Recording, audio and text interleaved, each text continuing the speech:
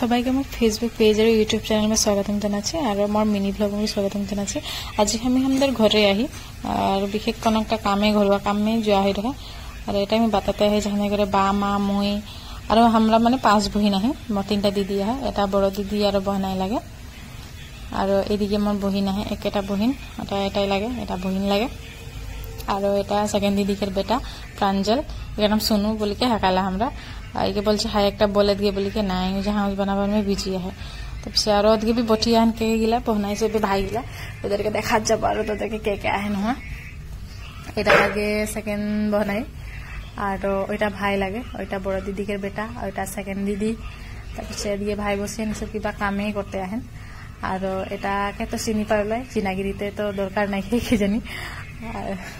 इतना में मैंने वीडियो बनाबार देखिए मोर बड़ बहना पीछे पीछे आसले और मौका पूछे की करछे बोली के तो मैं बता लेगा मिनी ब्लॉग बनाची तो मोर बात